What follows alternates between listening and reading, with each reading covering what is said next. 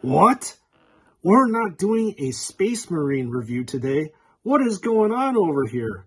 Well, sometimes I will have to say variety is the spice of life. Welcome on in. This is Spruce and Studs, brothers and sisters of the chapter. And yes, today we are not going to be looking at Space Marines. We are going to be looking at the Tempestus Scions, and we are going to see exactly what JoyToy has to offer. Scion number 2. What does this guy have to offer us? Ooh, another clear base. Ta-da! Ah yes, the Tempestus Scions, the elites of the Imperial Guard, Astra Militarum. I'm really excited to get into this review because this is my first foray into the Imperial Guard, so let's just see what this guy is made of. One quick thing I'm going to say about the color choice on this action figure. I find this off shade of blue a little bit interesting for the color of this particular action figure. As I said to you, these guys are supposed to be the elites of the Astra Militarum. And when I think of elites, I think like Sinister. I think shock troops. I think this should have been some sort of black or very dark navy blue. I think that those colors would have made this action figure a lot more badass looking than this weird color of blue. But that's just my personal preference. Let me know what you think about this color in the comments section. So anyways, let's take a look at the helmet of this particular Scion. So you have a pretty prominent spike that sticks out up top, and then you have these gold accents that go all the way up top of the helmet. Silver skull, nicely painted green lenses on the helmet of this action figure, and plenty of shading that's going on actually in these recesses as well. And there's also various other attachments for this guy's backpack here. So there's an antenna, and I believe that this is some sort of imaging system over here that is also painted a flat green. These guys have shoulder pads instead of pauldrons, but there's the characteristic gold color that goes around the top of it.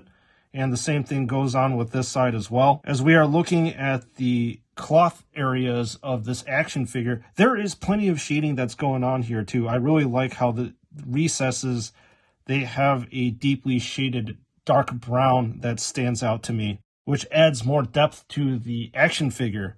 Another thing that I do like about him is that on his right forearm, he's got a display here with a bunch of grids, which is really cool looking in my opinion. And then on the left-hand side, you also do get the same patterning, except that there's almost like a heart monitor on this side too, which is really cool.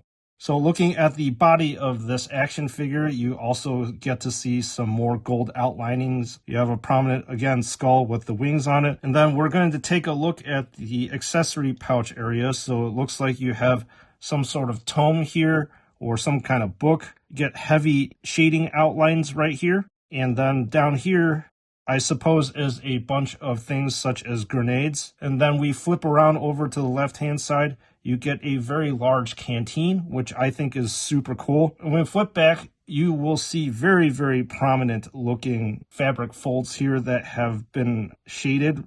I really like this shading because, again, like I said to you before, shading adds a lot more depth on your action figures and makes it pop out and come to life. You get the look that this is, real fabric, which is nice. Down with the boots area, you've got these straps as well as the buckles. And then overall, very, very cool composition. So we're going to take a look at the chainsword here. The chainsword functionally is exactly the same as a Space Marines. However, you get to see some slight differences that are going on. The teeth seem to be a little less serrated on this guy compared to the Space Marine one. And then you have some designs that are going on over here. I'm going to assume that this is a hotshot las pistol, as this is a normal las pistol would just look like this. And I'm assuming this is the attachment for greater power. This las pistol basically mimics almost like a bolt pistol for the Space Marine. Got black casing, gold accessory accents here, as well as the rest of the body is a gunmetal silver. And then the final thing that we're going to look at is the backpack. The backpack actually has a crap ton of detail, as you can see here. You've got like a rucksack or almost like a bedroll. This mimics the cloth of the pants of the Scion, and you get to see more depth because of all the shading that's going on everywhere here. There seems to be some sort of like box or small case that's up top. So this action figure does actually come with a variety of separate hands here. You got these hands as well as these. I'll have to say that these hands in particular are a little less dainty than the Sisters of Battle, and it doesn't feel like you're going to break them. So now that we have this guy reviewed, let's move on to the next guy. Astra Militarum time. See what this guy has to offer. Ooh, fancy flashlight. All right, as this guy is the regular grunt of the Tempestus Scions, he comes with a lot less accessories than the other one does.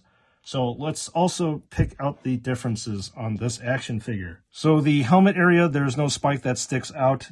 The tubing over here for, I guess, the breathing apparatus, there's only one tubing as opposed to two. And the rest of this action figure up top is pretty much the same with the antenna as well as, I suppose, this viewfinder here. The shoulder pads are completely the same on this action figure, as well as the forearm instrument panels are the same as well. No difference there. The main two differences that I'm seeing from the first one is that there is sort of a different patterning here up top right there. And then down here, there are two little extra symbols that are coming up from the side here that is not present on the other guy. So we're going to put this guy down. And one thing that I've failed to point out is that these action figures actually do come with a separate clear base, which is actually really nice for display purposes. So the next thing that we're going to take a look at is, I'm going to assume this is the hotshot Lasgun. And this Lasgun is really cool looking in that it's got a glowing red scope that's here. And then you've got the silver for the handle as well as the muzzle area, and then black accents all throughout. I think this is a certifiably sinister looking Lasgun, and I don't think I've ever said that in my life. A sinister Lasgun is almost like an oxymoron for these upgraded flashlights. Taking a look at the backpack itself that powers this hotshot Lasgun, the backpack is also very similar. However, the case down here is slightly different from the first one. As you can see, the first one, it looks like it's all one compartment. This looks like it has like 3 different sections here. And as this is a new action figure for me, we're going to take a look at the articulation on this guy. So we're going to spin this around to see if it goes 360 degrees, and of course it does. So there's a good amount of mobility, as you can see, with this action figure. About the shoulder area, I'm going to assume, again, 360 degrees of smooth rotation right here. About the elbow, you can rotate this 360 degrees, and then it is not double jointed like a Space Marine. You can only fold it in once like this. There is also 360 degree rotation about the wrist, and there is some wobble motion that's going on with the wrist as well. I believe that there's only a single ball and socket joint that's going on with this Scion, unlike the Space Marine. I'm going to assume that in order to make this thing pivot around 360 degrees, I'll have to remove the tome, which I just did. So you can rotate this. Well, I also need to remove this canteen to get that motion, but I don't know if I can because it looks like it's glued in. But you can get at least 180 degrees of motion if this part isn't blocking. But I'm sure if this canteen isn't here, you can get the full 360 degrees of motion. About the hip area, you can get 360 degrees of rotation as I'm trying to make this guy kind of pivot around here, like so. And this is exactly what happens. Sometimes you pop it off. It's still your typical T-ball joint that you see. Weird thing about this thing is that you can rotate this area about, I believe, the upper thigh, 360 degrees. The knee joint part is also double jointed, so you can push it in once and push it again here. About the ankle area, you can actually rotate this thing 360 degrees and wobble this back and forth, which is nice. So that is the review for the Tempestus Scions, so let me wrap this one up. So brothers and sisters of the chapter, what do you think about the Tempestus Scions? Let me know what you thought in the comment section below. I'll let you know what I thought about these guys. Well, I'll be honest with you, I didn't really expect too much from them. I'm basically a Space Marine fan, and I just kind of got these guys because, well, I just wanted to see what they're all about. And I'm glad that I did not pass on these guys because they have a lot of things that are going for them that I really like. The first thing that I like is weirdly enough, the fabric on the action figure. The fabric looks like it's very dynamic, it's very lifelike, and it's heavily shaded, so it gives a lot of depth to it. And the second thing you're probably going to find really funny is that I really like the bedroll on the backpack itself. You know, whoever has said that the favorite part on the action figure is something that you only get to see in the back when you flip it around.